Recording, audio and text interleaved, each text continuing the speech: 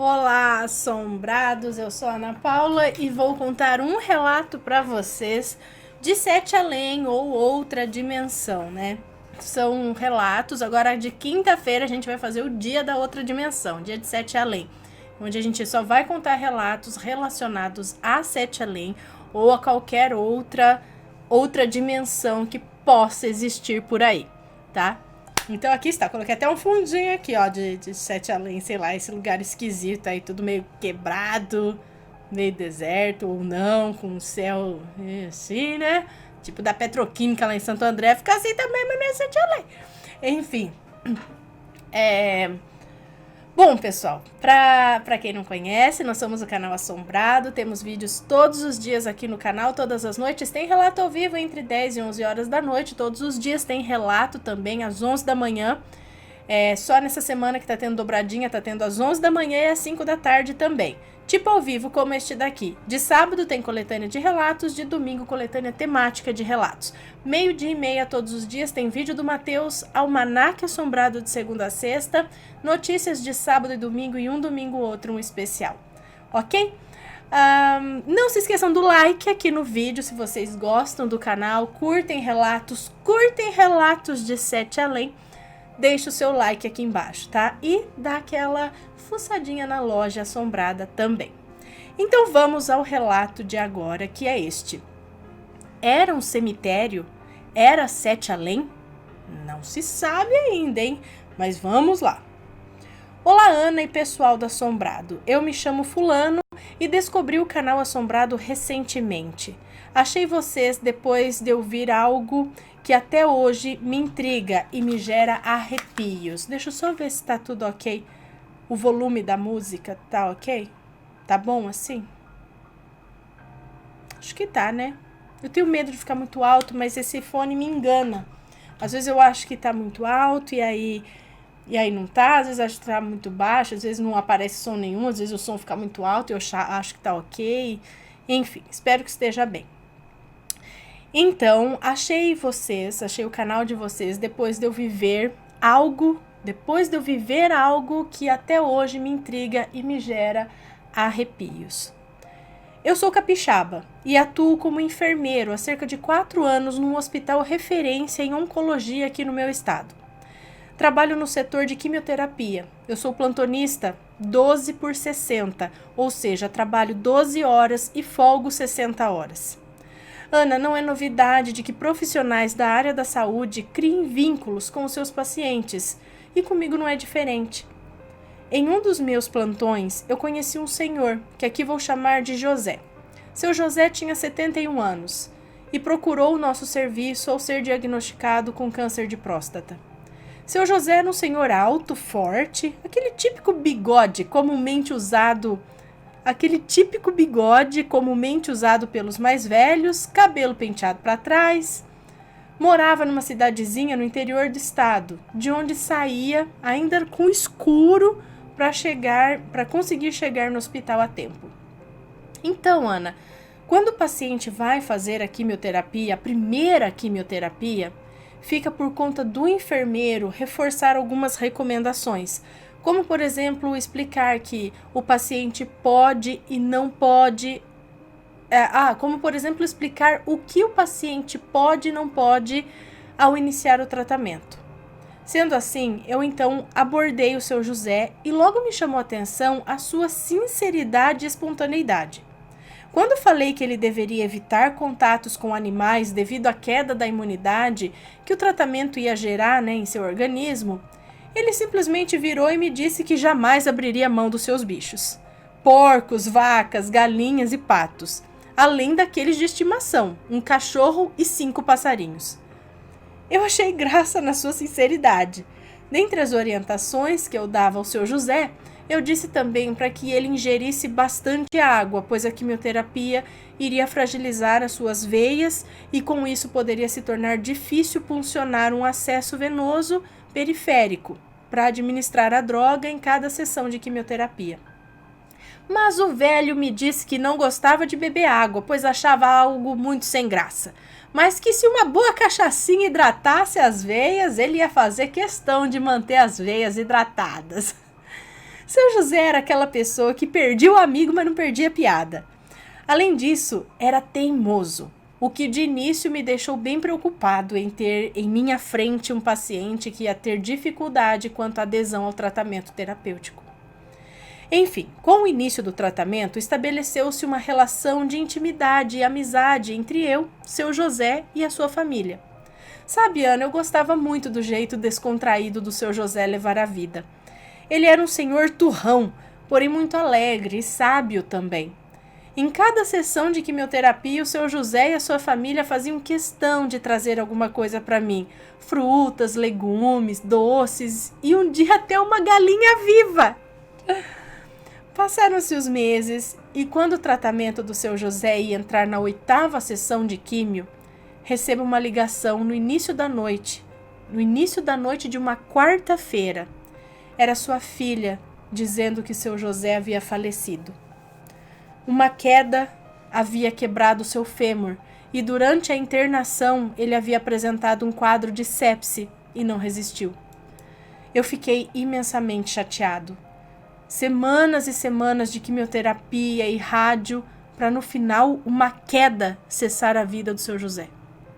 Ana, eu esbarro todos os dias com pacientes que movem céus e terra para lutarem contra o câncer.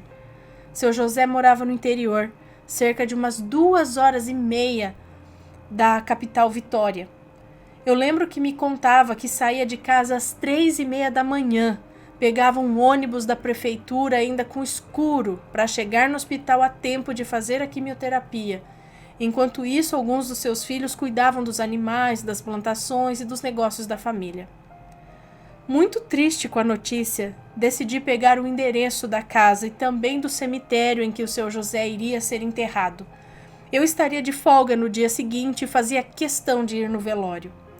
A filha do seu José me informou que o corpo iria ser velado em casa durante a noite e toda a madrugada, e que no dia seguinte o enterro iria acontecer às 11 horas. Aqui é muito comum que algumas pessoas, principalmente as mais velhas, velem o corpo de um ente querido em sua própria casa. Bom, Ana, é agora que a parte sobrenatural começa. Na quinta-feira, eu saí então em rumo à cidadezinha do interior.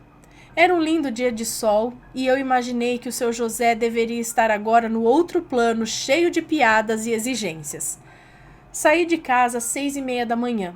Fixei o celular no vidro do carro e utilizei o mesmo como GPS. No meio da estrada, peguei um trânsito horrível.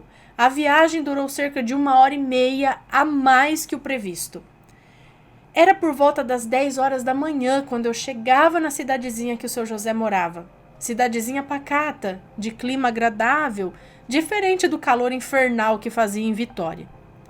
Ana, aqui no estado nós temos umas cidadezinhas bem bonitas e charmosas. São cidades serranas, com muitas influências pomeranas, italianas e alemãs. São muito frequentadas durante o inverno e possuem uma gastronomia maravilhosa. A cidade do seu José era uma dessas. Eu me desloquei em direção ao endereço do cemitério e sem dificuldade o encontrei. Eu optei em ir apenas no cemitério porque a casa em que morava o seu José era ainda mais no interior da cidade, enquanto o cemitério se encontrava no centro. O cemitério ficava numa rua cercada de mato e sem nenhuma casa. Chegando lá, percebi que o cemitério só possuía uma única entrada e que pela mesma não dava para passar carros. Eu então decidi descer do meu carro e ao sair percebi que o tempo estava nublado, chuviscava e estava frio. Eu não me surpreendi, pois se tratava de uma cidade mais alta que o nível do mar.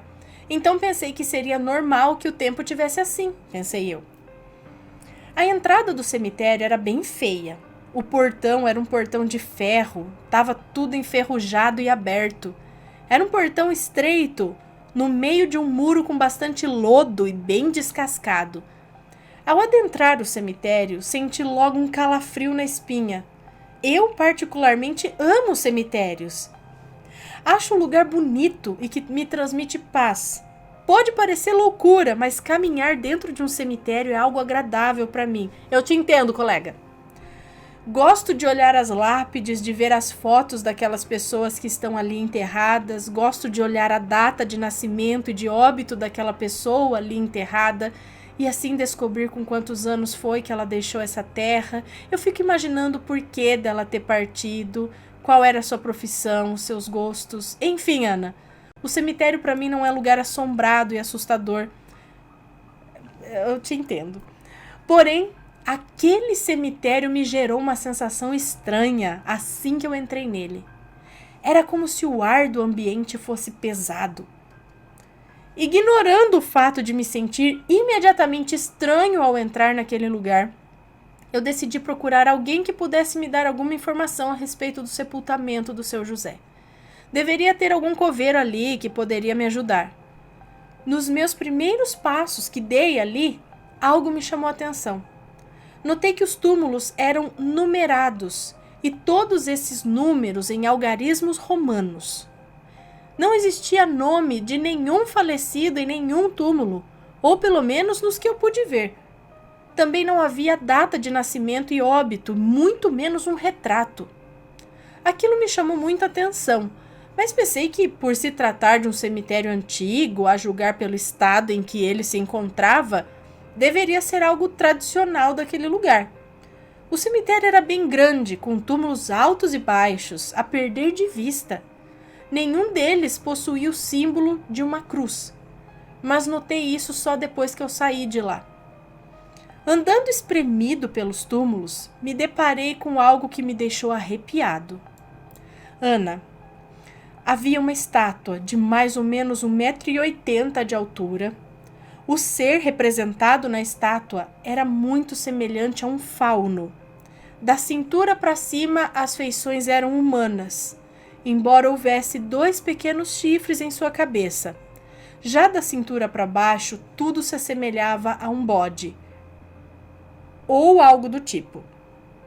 A estátua possuía o braço esquerdo estendido e em sua mão havia uma cabeça de um homem, e na mão direita uma espada, igual as estátuas ou figuras dos livros que representam Teseu segurando a cabeça da Medusa.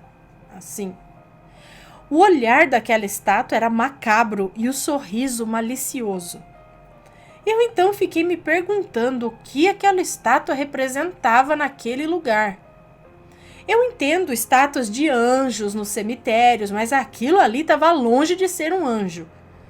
Decidi então tirar uma foto daquela estátua e, ao enfiar minha mão no bolso, à procura do meu celular, percebi que eu o havia esquecido no carro.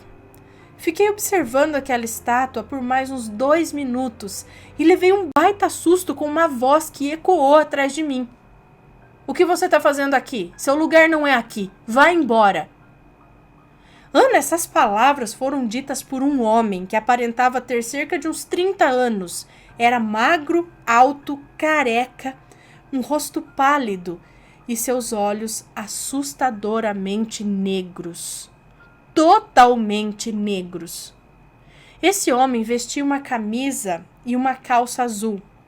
A roupa se assemelhava a um uniforme. Seria aquele homem o coveiro? Foi quando eu disse: "Olá, senhor, eu vim para o sepultamento do seu José", falando também o sobrenome dele. "Tá marcado para as 11 horas e agora já são..." E eu olhei para o meu relógio e os 3 ponteiros do relógio estavam parados. No meu relógio marcavam exatas 10 horas e 25 minutos, porém os ponteiros estavam estáticos. E eu continuei: só que eu não faço ideia em que parte do cemitério que ele vai ser sepultado." Aquele homem me olhou impaciente e disse: "Você está no local errado. Aqui não ocorre sepultamentos. Não queira nem saber o que acontece nesse lugar. Você não é daqui e tem que sair antes que seja tarde." Eu fiquei sem entender aquelas palavras. E antes que eu pudesse dizer qualquer coisa, aquele homem tornou a falar: "Para você sair daqui é só você sair por onde entrou, mas lembre-se de trancar o portão na hora de passar." Dizendo isso, aquele homem virou as costas e, se enfiando entre os túmulos, desapareceu. "Ana, Depois de ver aquele homem com aqueles olhos que pareciam 2 buracos negros, a família do seu José que me desculpasse, mas eu não ia passar mais nem 1 minuto sequer naquele lugar. Saí então em busca da saída daquele lugar. Na verdade, eu estava procurando a entrada daquele cemitério, pois era por lá que eu ia sair, né? Até porque o meu carro estava estacionado bem em frente. Andei apressado e logo dei de cara com o alto e enferrujado portão daquele cemitério. Respirei aliviado, passei por ele, que estava aberto, e não fiz questão de fechar. Mas ao colocar meus pés para fora daquele ambiente, eu levei um baita susto. Nem sinal do meu carro. Ele não estava onde eu havia deixado ou em algum outro lugar em que eu pudesse ver. Eu havia deixado meu carro estacionado bem ali na frente daquele cemitério. Não tinha... não devia ter nem meia hora atrás. Como que ele não estava mais ali? Eu fiquei olhando ao redor para ver se eu via o meu carro ou alguém que pudesse me dizer alguma coisa. E antes que eu pudesse tomar alguma atitude, saiu uma senhora de dentro daquele cemitério. Era uma senhora que parecia ter quase seus 70 anos, muito pálida. Usava um vestido roxo, uma bolsa marrom de lado, os cabelos curtos e bem brancos. E quanto aos olhos, estes eram incrivelmente negros. Ao me ver, ela parou, me olhou e gritou. Que nojo! Bem que eu senti um cheiro horroroso nesse lugar. Vocês estão cada vez mais ousados. Já não bastavam caminhar em nossas terras, agora querem visitar lugares que não são dignos de caminharem nem em pensamentos. Ana, eu não entendi o que ela queria falar e também não fazia nenhuma questão. Eu estava muito preocupado com o sumiço do meu carro, que eu não tinha nem terminado de pagar. Eu já havia entendido que alguma coisa estava errada ali. Talvez eu estivesse entrando no cemitério de alguma seita religiosa e tal, mas isso era o menor dos problemas. Eu queria o meu carro. Bom, a velha berrando, falando que eu não devia estar ali, que era um absurdo e me insultava, me chamando de verme, de imundo. Ana, eu juro que eu sou uma pessoa paciente, mas eu virei para aquela velha e num tom bem ríspido eu disse: Senhora, eu estou pouco me lixando pro que a senhora acha. Eu quero saber onde está a porcaria do meu carro. Eu havia deixado aqui, bem em frente da porcaria desse cemitério ferrado e caindo aos pedaços. Isso em palavras um pouquinho mais baixas, tá? A velha encarou aquelas palavras como se fossem as piores palavras que ela já tivesse ouvido em sua vida. E com uma cara de ódio e desprezo, ela gritou: Seu sujo desgraçado! Você vai sofrer até que não haja mais uma gota de sangue nas suas veias. Ela então enfiou a mão na bolsa e tirou de dentro dela uma espécie de radiocomunicador. Desses usados por seguranças. Ela ligou o aparelho que emitia um chiado e, aproximando da sua boca, ela disse: Mais um deles aqui.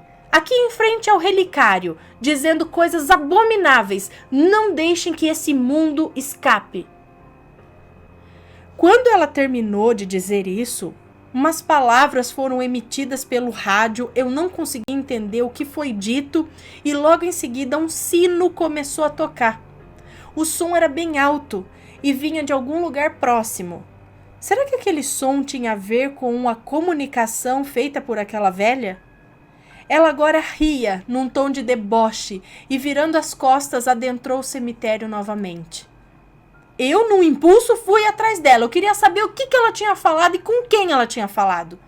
Por um momento, eu esqueci do meu carro.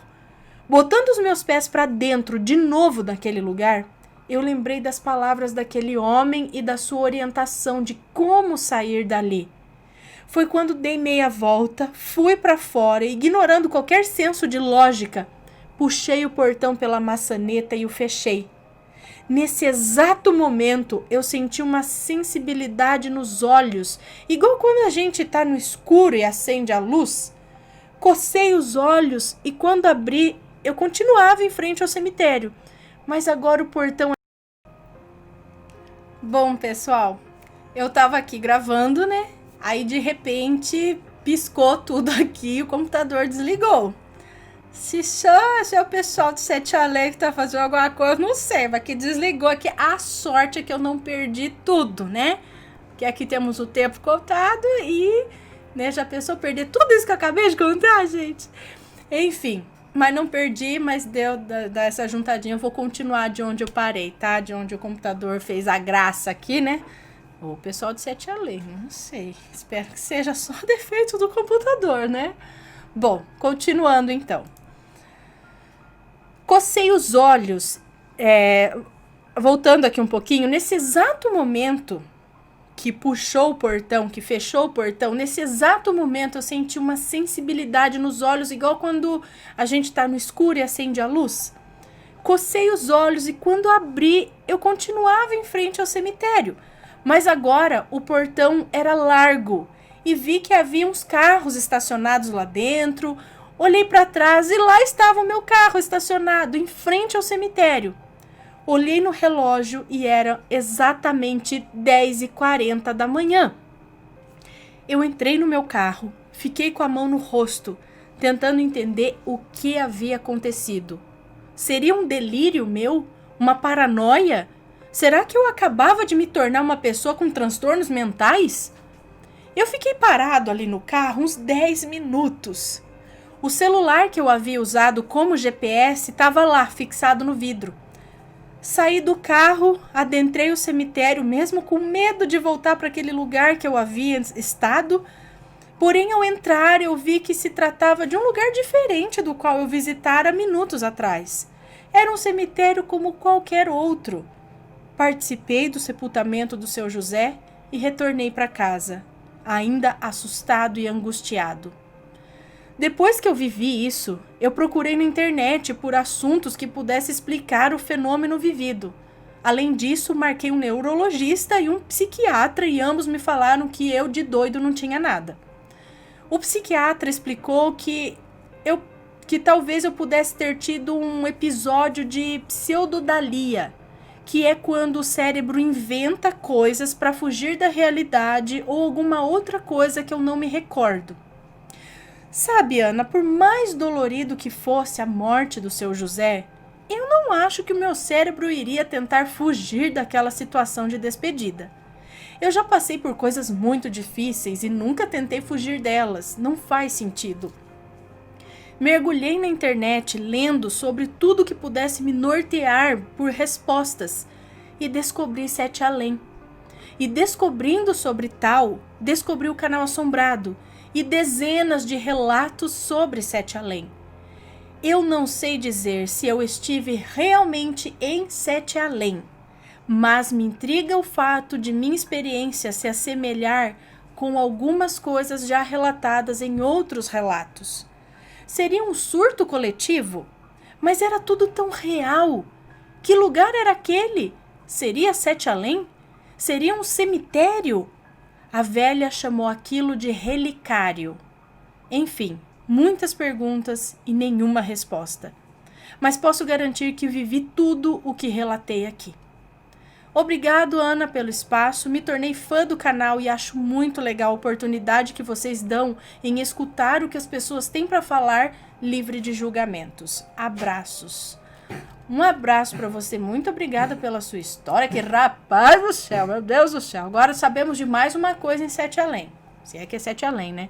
Relicário. Talvez seja o nome que eles dão ao cemitério, mas ela falou que aquilo não era um cemitério.